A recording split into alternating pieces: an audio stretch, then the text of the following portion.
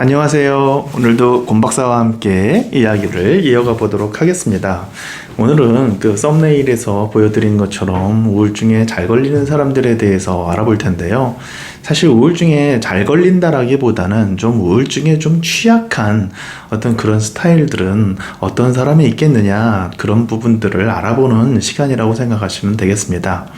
사실 어떤 일상에서 보면은 똑같이 회사 다니고 똑같이 어떻게 보면 학업 생활을 하고 똑같은 어떤 그런 친구들끼리 똑같이 지내는데 어떤 사람들은 좀 우울증에 걸리고 어떤 사람들은 또 우울증에 걸리지 않기도 하고 또 우울증에 걸린 사람들은 본인이 또 예민해서 그런가 이렇게 생각하기도 하고 예민한 사람들이 실질적으로 좀 우울증에 좀 많이 걸리는 게 맞기는 하죠.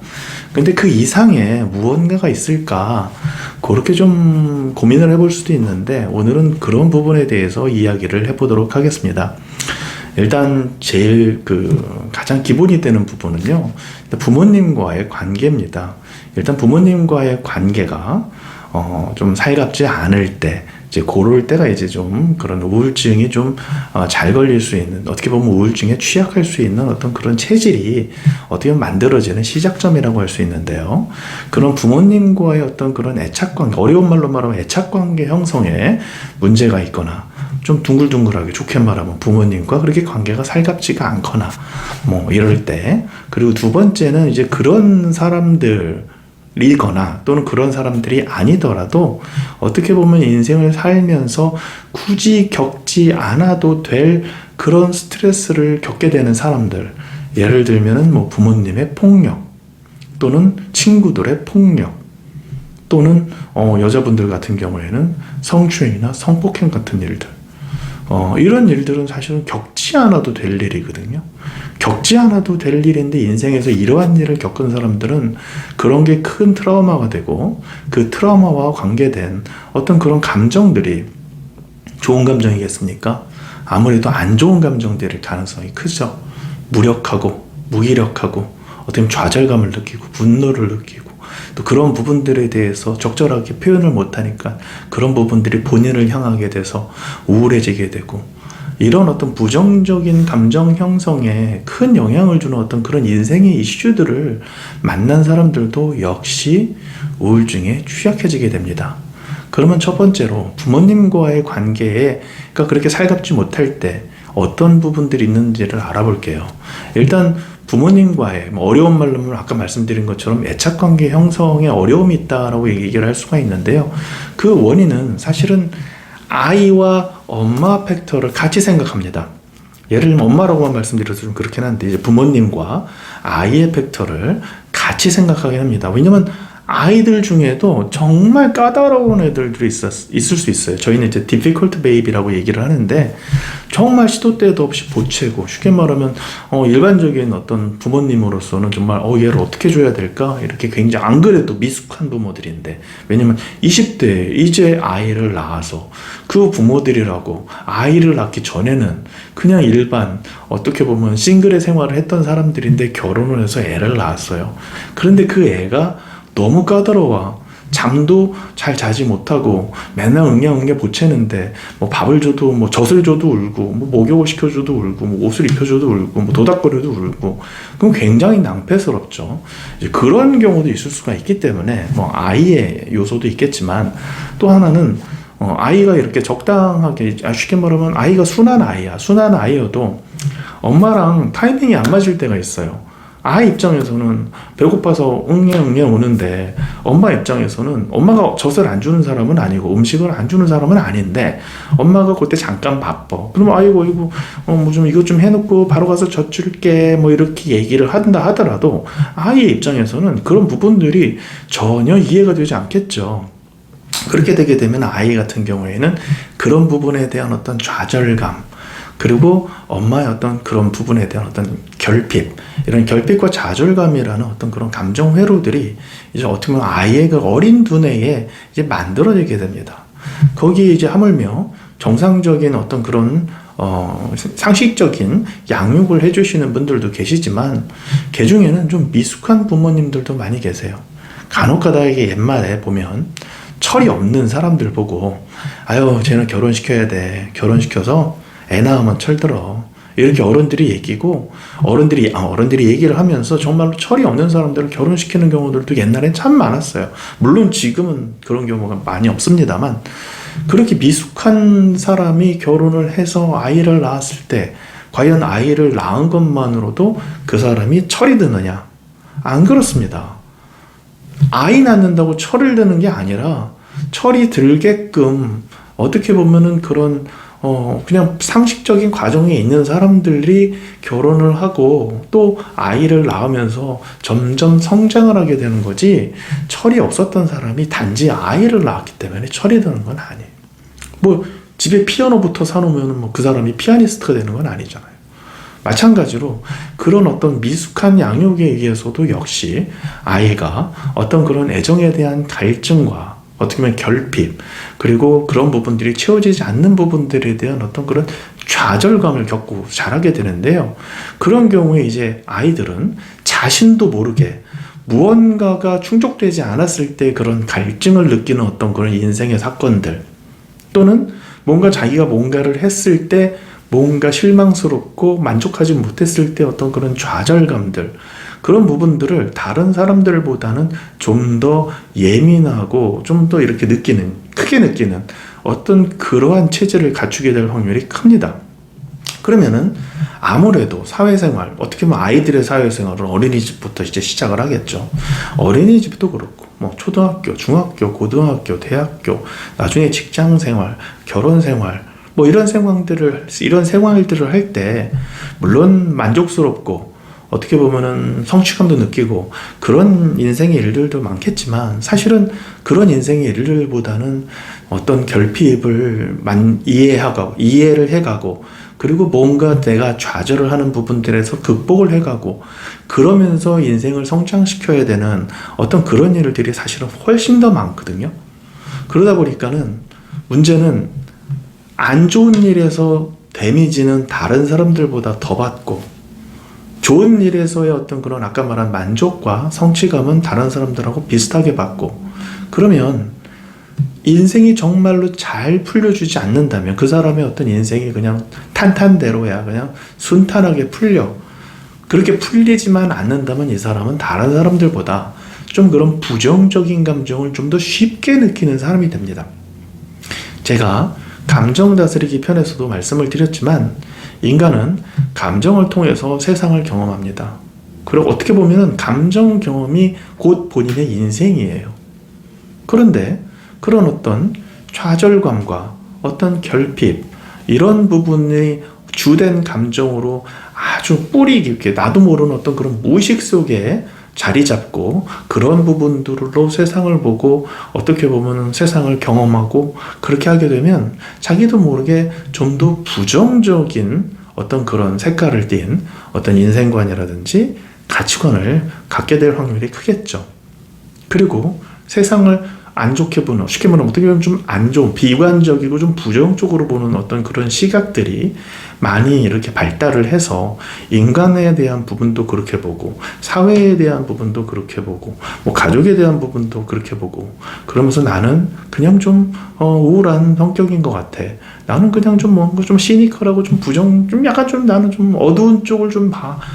라고 하지만, 그런 사람들은 나중에 이제 어떤 그런 실패를 겪었을 때라든지 어떤 갈증을 느낄 때, 어떤 여러 가지 인간관계에서의 애정과 뭐 인정과 사랑과 관심과 뭐 이런 여러 가지 좋은 에너지들이 있지 않겠습니까? 그런 부분에 대해서 갈증을 느낄 때 다른 사람들보다 본인이 더 잘 좌절할 수 있다는 부분을 알아야 됩니다. 그리고 이제 여기서 제가 다시 한번 우울증에 대한 어떤 그런 얘기를, 뭐 제가 2화나 4화에서도 자세히 말씀드렸지만 여기서 간단히 요약해서 말씀을 드리면, 우울증이라고 하는 부분은 우리가 잘 때 어떻게 보면 우리를 충전하고 깨서 이제 그런 충전된 배터리로 이제 세상을 살아가는 건데, 우리가 일을 많이 벌리든 아니면은 뭐 우리 감정 소모가 많든 아니면 우리 몸이 아프든 뭔가 이렇게 배터리를 소모할 일은 많은데 배터리가 충전이 원하는 만큼 되지는 않고, 그렇게 부족한 배터리 속에서 점점 두뇌 기능이 떨어지게 돼서 내가 감당해내야 할 어떤 그런 사회생활을 감당해내지 못할 때 또는 어렵다고 생각할 때 그런 사회생활을 해내는 게 그때부터가 우울증이라고 말씀을 드렸죠. 그래서 이제 그런 두뇌 기능들이 나한테 필요한 두뇌 기능보다도 나의 현재 두뇌 기능이 더 점점 떨어져서 더 떨어지게 되게 되면 어떻게 보면 절전 모드가 작동이 돼서 배터리를 최소로 쓸 수 있는 어떤 그런 모드들이 본능적으로 발동이 됩니다. 그러면 여러 가지 문제들을 내가 피하게 되고 주눅들게 되고 위축되게 되고 또 그런 상황에서 또 인생을 지내는 부분 다시 좋은 날이 올 때까지는 이렇게 움츠러들어서 지내야 되는 그런 시기조차도 나한테는 또 인생 경험이 되겠죠. 그것도 좋은 인생 경험들은 사실은 아닙니다. 그렇게 바로 두뇌 기능이 필요한 두뇌 기능보다 안 나올 때 쉽게 말하면 자동차인데 원래 180km로 원래 다니던 차인데 오늘따라 아무리 엑셀을 밟아도 70, 60이 안 나와. 왜 이러지 차가? 그러면서 이제 또 스스로의 능력에 대해서 의심을 하고 스스로의 어떤 그런 자신감도 떨어지게 되고 자존감도 떨어지게 되고 결국 그러한 일들이 일어나는 것들을 우리가 우울증이라고 얘기를 하는데 그렇게 생각해 보면 이런 부모님과 어렸을 적부터 그런 애착관계가 자연스럽게 잘 이렇게 만들어지지 않은 어떤 그런 사람들은 좀 이렇게 우울증에 본인이 어떻게 보면 좀 취약할 수 있다라는 부분을 좀 잘 알고 계셔야 됩니다. 왜냐하면 자기 자신의 약점을 아는 것도 인생을 사는 데 있어서 굉장히 중요한 일이에요. 저도 보면 이렇게 이제 우리 병원에 오신 분들을 이렇게 초진 때 이제 설문지 검사를 하거든요. 근데 그 설문지 검사 중에 이제 문장 완성 검사라는 게 있어요. 이제 환자분들이 가장 힘들어하는 검사 중에 하나죠. 왜냐하면 다른 검사들은 다 이렇게 번호만 찍으면 되는데 이 문장 완성 검사만큼은 주관식이에요. 말들을 다 써야 되는데 그게 다 감정을 건드리는 말들이다 보니까 막상 그 질문을 대하면 뭐를 써야 될지 한참 이게 머리를 굴려야 돼요. 그거 많이 못 쓰시는 분들도 많아요. 근데 그런 문장 완성 검사를 제가 이제 어떻게 보면 수없이 이렇게 보다 보면 좀 이렇게 공통적으로 이렇게 보이는 부분들이 아버님에 대해서 또는 어머님에 대한 어떤 인상, 아빠는, 엄마는 그런 인상들인데 그런 인상들이 사실은 이렇게 오신 분들 보면은 썩 좋지 않습니다. 쉽게 말하면 아빠는 무뚝뚝했다. 엄마는 잔소리가 많았다라든지 아빠는 심지어는 아빠는 폭력적이다라든지 아빠는 무관심하다라든지 주로 이제 보면은 안타까운 게 저도 아빠입니다만은 좀 그런 아빠의 어떤 그런 사랑과 관심에 대한 결핍들이 가장 많이 나타나 있고요. 또 엄마도 그런 상황에서 어떤 가정을 이렇게 화목하게 이루지 못하는 그런 엄마에 대한 원망, 서운함 그런 부분들인데 이제 나이 드니까 좀 이해하게 됐다라든지 그런 식으로 부모님에 대해서 정말 사랑하고 존경한다. 부모님을 너무 사랑한다, 좋아한다. 부모님은 나를 사랑한다. 이렇게 문장 완성 검사에 쓰신 분들은 사실은 굉장히 소수입니다. 그리고 사실 문장 완성 검사를 봤을 때 제가 이제 부모님과의 관계를 좋게 묘사한 분들이 있으면 이런 분들은 최근에 좀 본인한테 좀 안 좋은 일들이 우당탕 쿵탕 생겨갖고 지금 잠시 어떻게 보면 이렇게 로우 배터리 상태, 쉽게 말하면 이렇게 좀 절전 모드가 돼서 힘드신 분들이라 이런 분들은 또 인생에 또 힘든 날이 지나가면 또 괜찮아지시겠구나라는 어떤 그런 생각을 합니다. 근데 보면은요, 그런 데서 이제 부모님에 대한 어떤 그런 부분들이 그러면 나이를 먹으면서 변하느냐? 보면 젊은 분들이 쓰신 그런 어떤 문장 완성 검사에서는 보면은 그런 부모님에 대한 어떤 그런 서운함이나 아쉬움이 그대로 드러나는 경우가 많습니다. 근데 이제 성인이 돼서 이제 40대, 50대 이렇게 되신 분들이 문장 완성 검사를 하게 되면 과거에는 이러이러하였으나 지금은 그냥 괜찮다. 지금은 이해한다. 라는 식으로 많이 변합니다. 사실 이렇게 우울증이라는 부분 때문에 이제 병원에 오시게 될 때는 굉장히 망설이다가 오시는 거예요. 일단은 웬만하면 참으세요. 이제 시간 지나면 또 괜찮아질 수 있을 거라고 생각하고 또 어떻게 보면 정신과 치료에 대한 어떤 그런 부정적인 인식, 정신과 약을 이용한다라는 데 대한 어떤 그런 정신과 약에 대해서 의존할지도 모른다는 어떤 그런 두려움, 그런 부분들 때문에 상당히 망설이다가 오시는데요. 보통 보면은 그냥 20대, 30대 잘 지내시다가 40대나 50대가 돼서 그래 갖고서는 이제 병원에 결국은 우울증이 생겨서 오시는 분들, 결국은 그 전까지는 견딜만한 우울증이었는데 이제 어떻게 보면 40대 50대라는 게 이제 몸도 안 좋아지고 이제 그런 시기가 아니겠습니까? 그리고 일도 뭐 40대 50대까지 잘 풀리는 사람들도 있지만 젊었을 때는 괜찮았는데 40대 50대 때 일이 잘 안 풀리시는 분들도 계시거든요.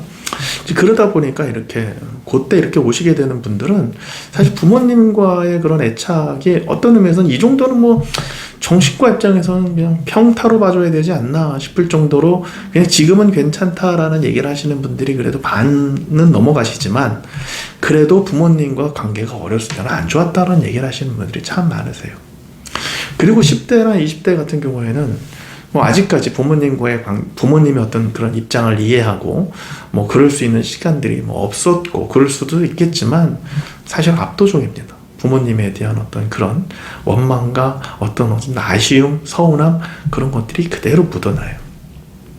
사실 근데 문제는 부모님과의 관계라는 부분은 어떻게 보면 우리가 친구들을 만나고 또 배우자를 만나고 또 뭐 어떤 다른 어떤 뭐 선생님을 만나고 뭐 이런 부분들도 사람의 만남이라는 게 우리가 인연이라고 얘기하지 않습니까? 그런 것처럼 부모님을 내가 선택해서 태어나는 것도 아니고 또 부모님이 선택해서 자식을 낳는 것도 아닙니다. 그렇게 해서 맺어진 인연인데 초반 인연이 좀 이런 부분들 때문에 조금 좀 그런 어떤 우울증이라는 어떤 그런 부분에 조금 취약할 수 있는 체질이 됐다. 근데 인생에서 보면은요 그렇게 나쁜 일만 계속 일어나는 경우는 없거든요. 무언가 이런 부분들도 의미가 있을 겁니다. 왜냐면 그런 그냥 좋기만 한 어린 시절이 아니라 뭔가를 고민하고 그렇기 때문에 부모님한테 의지하지 못하고 어떻게 보면은 부모님한테 충분히 마음 놓고 응석을 부리지 못했다라는 얘기거든요. 부모님에 대해서 아쉬움과 좀 어려움과 그런 부분이 있어서 부모님과 살갑지 못하라는 얘기는 사실 응석 부리지 못하는 거예요. 근데 대부분 보면 이제 특히나 이제 동생들이 태어나면서 그것도 뭐 한 2년, 3년 이내로 동생들이 태어나면서 또 그런 자식들이 좌절을 겪게 되는 경우도 많아요. 더 이상 내가 받던 인정, 사랑, 관심을 옛날만큼 더 받지도 못하고 동생이 태어났으니까 이제 나눠받아야 되잖아요. 그리고 부모님이 나한테 해주는 부분들도 동생이 태어났으니까 부모님은 더 정신없을 거 아니에요. 이러다 보니까 자연스럽게 그렇게 되는 경우가 많은데 뭐 이 자리에서 좀 당부를 드린다라는 말은 좀 어렵지만 부모님들이 만약에 이 방송을 듣고 계시다면은 좀 그런 부분들을 인지하셔서 좀 본인들은 힘들더라도 좀 더 신경을 더 써주셨으면 좋겠고요.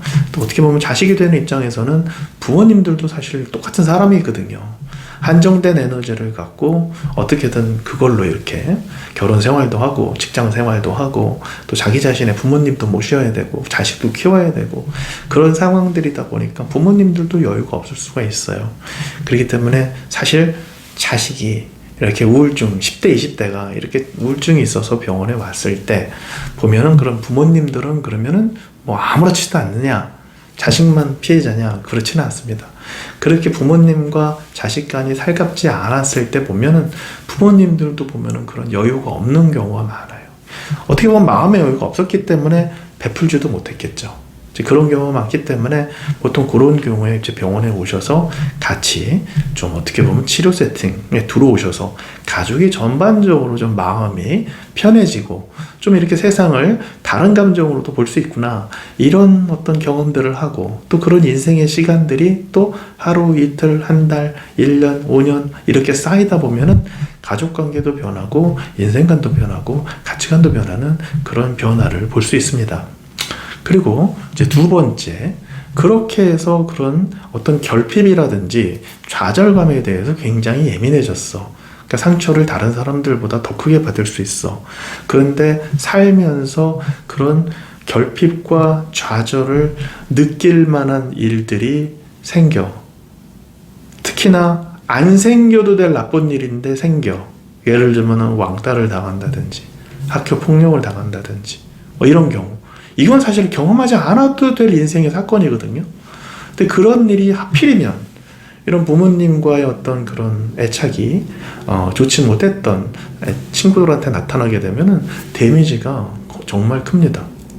요 부분에서 보면은 다른 사람들이 이해 어떻게 보면은 애들끼리 뭐 이 정도 장난치고 놀 수 있는 거 아니야 라는 그런 꼰대스러운 그런 얘기를 하는 사람들도 있고, 심지어는 가해자를 옹호하는 사람들도 있어.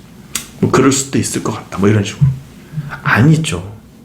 그거는 피해를 받는 사람이 어떤 입장인지에 대한 공감이 전혀 이루어지지 않은 얘기입니다.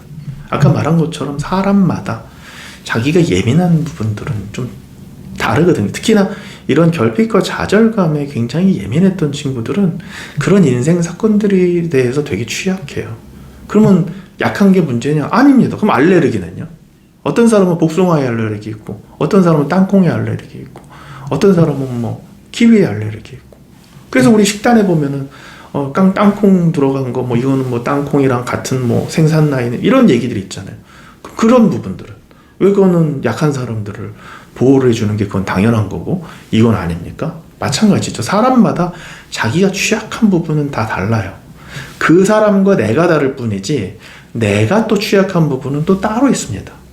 그런데 제가 이제 오늘 말씀드리는 부분은 그런 결핍 그리고 좌절감에 취약한 사람들에 대해서 말씀을 드리고 있는 거예요. 사람마다 다 어떤 사람은 뭔가 약속이 지켜지지 않는 부분에 대해서도 예민할 수가 있어요. 이거 다른 사람들은 그냥 약속 지켜지지 않아도 그냥 뭐 그럴 수도 있지 넘어가는데 어떤 사람은 엄청 화를 낼 수도 있어. 사람마다 인생 사건에서 자기의 감정 경험에 따라서 자기가 취약한 부분들이 사람마다 있습니다. 근데 아까 말씀드린 것처럼 그런 결핍과 좌절에 취약한 사람들한테 어떤 이런 폭력적인 일이 일어나고 어떻게 보면 내가 의지할 곳이 없구나, 이 사회에는 내가 굉장히 두렵고 나한테는 어려운 이런 환경이구나, 이런 것들을 인식하게 되면은 태어나서 부모라는 어떤 환경도 처음부터 어려웠는데 이 학교 가서 학교라는 환경도 어렵고, 그럼 그런 친구들이 직장에 가서 직장 생활에 대해서 오늘부터 열심히 근무해봐야지, 이제 오늘도 새로운 태양이 뜬다, 이렇게 되기가 쉽지가 않겠죠. 이제 그런 부분들이 있게 되면 이건 연타로 그 사람의 정말 약한 부분들이 한 번 더 상처가 확 나는 부분이기 때문에 그냥 넘어가지 않고 그냥 우울증이 쉽게 올 수가 있어요. 아까 말씀드린 것처럼 이런 일들을 겪게 되면. 또 마찬가지로 또 여자분들 같은 경우에는 뭐 성폭력이라든지 성적인 어떤 그런 추행, 폭행 다 포함되겠죠. 그런 부분들은 사실은 안 겪어도 되는 일인데, 마치 우리가 등산 가서 그건 진짜 멧돼지한테 쫓겨갖고서는 이렇게 사고 당하고 그런 거랑 비슷한 일인데, 그런 일을 이런 문명 사회에서 겪게 되면 사실 그건 폭력이거든요. 말 그대로. 아까 뭐 학교 폭력에 대해서 잠깐 말했죠. 그건 폭력이거든. 그런 부분들을 당하게 되면 어떤 본인의 어떤 인간적인 어떤 존재에 대해서 의심도 들고, 나 같은 사람이 왜 이 세상에서 살아야 되지? 이런 생각도 많이 들게 되고, 아까 말한 것처럼 특히나 그런 좌절 그리고 결핍에 그런 민감한 예민한 그런 사람들은 다른 사람들보다 몇 배로 좌절하게 돼요. 그런 안 겪어도 될 일을 겪으면. 남들도 다 겪는 일을 겪었을 때에도 그런 결핍과 좌절감에 대해서 남들보다 뭐 한 2배, 뭐 1.5배, 3배 그렇게 조금 더 크게 느끼는 마당에 남들이 안 겪는 일을 나만 겪어서 나한테만 안 좋은 일이 일어나서 정말 또 그런 좌절감을 겪게 되면 정말로 세상이 무너지는 느낌이거든요. 그러면 바로 우울증이 생길 수가 있습니다. 그리고 이제 어떻게 보면 제일 중요한 얘기라고 할 수 있는데요. 이 부분은 나중에 이제 제가 부부싸움이 어떤 아이들에게 미치는 영향에 대해서 따로 영상을 마련해서 말씀을 드리려고 합니다. 왜냐면 너무 중요한 일이기 때문에. 왜냐면 우리가 학교 폭력도 얘기하고 이런 뭐 성폭력도 얘기하고 그런데요. 가장 큰 폭력은 사실은 집에서 이루어지는 경우가 많아요. 난 때리지는 않으니까 라고 얘기해서 그게 폭력이 아닌 건 아니거든요. 왜냐면 부모와 자식에서 자식이 어느 정도 독립적인 어떤 생활을 할 때까지는 사실은 자식은 완전히 뭐 슈퍼울이잖아요. 먹는 것도 모든 거, 경제적인 거, 모든 것들을 다 부모한테 의지를 해야 돼요. 근데 간혹 보다 보면 부모님들이 이런 걸 갖고 자식을 갖다가 영어로 말하면 이제 우리 정신과적인 용어로 말하면 매니퓰레이션인데, 그걸 갖고서는 자식을 컨트롤하려는 사람들도 있어요. 너 이딴 식으로 하면 용돈 안 줘. 용돈 다 끊을 거야. 요즘은 좀 그러신 분들 없지만 저희가 어릴 때는 부모님들이 뭐 화가 나거나 그러면 옷 싹 뺏겨갖고 집 밖으로 쫓아내고 그런 경우도 있었어요. 폭력이죠. 뭐 아이 버르장머리를 폭력으로 고친다? 그거는 말도 안 되는 얘기. 오히려 그런 것에서 폭력을 오히려 배우게 되죠. 바로 그런 폭력 속에서 이렇게 자라게 되면 끝없이 자기 존재에 대해서 질밥해지는 거랑 똑같아요. 나는 왜 태어났을까? 이런 일을 당하려고 난 태어난 건가? 이런 생각들을 할 수 있겠죠. 그리고 내가 얼마나 쓸모없고 내가 얼마나 미우면 저럴까? 이런 생각도 할 수 있겠죠. 또 내가 사랑스럽기 위해서 내가 뭔가 노력을 해야 되지 않을까? 내가 뭔가 저 어른들의 마음에 들기 위해서 내가 무슨 뭐 이렇게 노력을 해야 뭔가를 해야 되지 않을까? 그런 생각들을 하면서 그 다음부터는 그런 어떤 폭력이 주어질 때 이거 내가 뭔가 잘못해서 그런가 보다. 이런 자책감들도 생기게 됩니다. 결국은 그러면은 그런 결핍에 좌절감에 자책감에 이런 부분들을 마음 안에 이렇게 키우게 되는 거거든요. 어떻게 보면 그런 것들이 어렸을 때부터 싹이 텄던 그런 사람들은 사실 우울증에 취약하게 됩니다. 왜냐하면 부정적인 감정들을 더 크게 받아들이면서 그런 부정적인 감정들을 이렇게 다루는데, 쉽게 말하면 갈무리 하는데 필요 이상의 에너지를 낭비를 해야 되거든요. 그러다 보니까는 다른 사람들보다 배터리를 더 많이 쓸 수밖에 없는 거고, 그렇기 때문에 어떤 똑같은 경쟁에서 분명히 핸디캡을 갖게 됩니다. 그래도 다행한 건 요즘은 세상이 많이 좋아져서 그런 부정적인 감정을 줄여서 느낄 수 있는 과학적인 기술은 이미 개발이 돼 있습니다. 문제는 그런 기술을 이용하는 사람이 있고 이용하지 않는 사람들이 있고, 이용하는 사람들은 너무나 안타까워서 너무 이용해보니까 너무 좋아. 그래서 주변에 다 얘기하고 다녀요. 좀 이렇게 좀 우울하고 좀 우울증에 좀 잘 될 것 같고 자기가 봤을 때 이 친구는 좀 도움받았으면 좋겠는데 하는 사람들한테 이미 도움을 받고 있는 사람들은 다 추천합니다. 다 추천해요.